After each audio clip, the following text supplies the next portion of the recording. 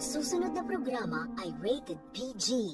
Ito ay nangangailangan ng patnubay at gabay ng magulang para sa mga bata. Malungkot nga po si Dr. Carlos dahil nga po sa pag-turn down ni Lynette dito sa kanyang proposal, at nagtaka nga po ang lahat kung bakit ganoon ang naging desisyon ni Lynette. Ay alam naman po nila na nagmamahalan silang dalawa. Ganon na rin po si Dr. RJ ay sobrang nagtaka kung bakit nga po hindi tinanggap ni Lynette ang proposal ni Doc Carlos, at nagtanong nga siya dito kay Annalyn, ngunit sinabi naman ni Annalyn na wala siyang alam na problema ang dalawa.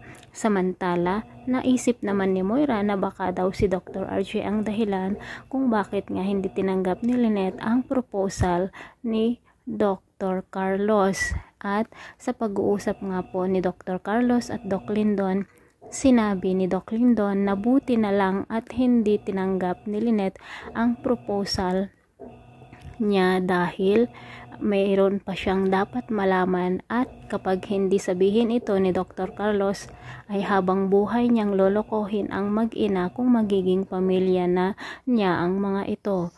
Ngunit sinagot naman ni Doc Carlos na wag siyang makikialam sa kanilang buhay. Sinabi naman po ni Doc Lindon na kapag hindi niya sabihin ang katotohanan ay siya ang magsasabi dito kay Annalyn.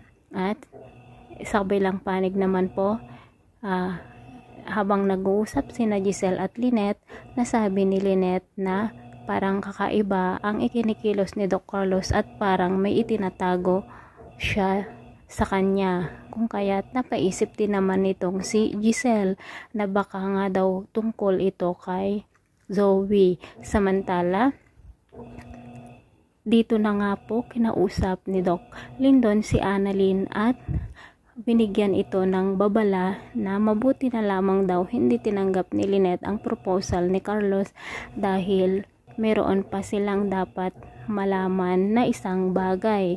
At dito na nga kaya sasabihin ni Doc Carlos ang nalalaman niya na si Zoe ay hindi niya kapatid at si Zoe ay anak ni Doc Carlos. Samantala, tinawagan naman po ni Zoe si Doc Carlos at sinabi niya na huwag niyang pakakasalan si Lynette.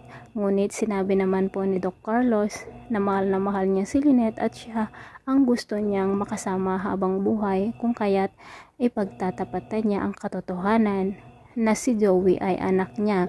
At dito na nga po iiyak itong si Zoe dahil nga po ayaw niyang malaman ang lahat na mag-ama sila, dahil nga po si Doc RJ talaga ang gusto naman nitong si Zoe na kikilalanin na magiging ama. At syempre kapag malaman ni Doc RJ ang katotohanan, talagang ito na ang sasabog sa kanilang mag-ina ni Moira. Buti nga naman po, 'di ba? Kasi karma is real talaga. So guys, sasabihin na nga kaya ni Doc Carlos kay Lynette ang katotohanan dahil nga po sa pag-uusap nila. Abangan po natin kung ano nga pa ang magiging resulta ng pag-uusap ng dalawa, at matatanggap kaya ni Lynette ang katotohanan, ang panloloko ng matagal ni Doc Carlos sa kanilang lahat. Thanks for watching. Bye-bye.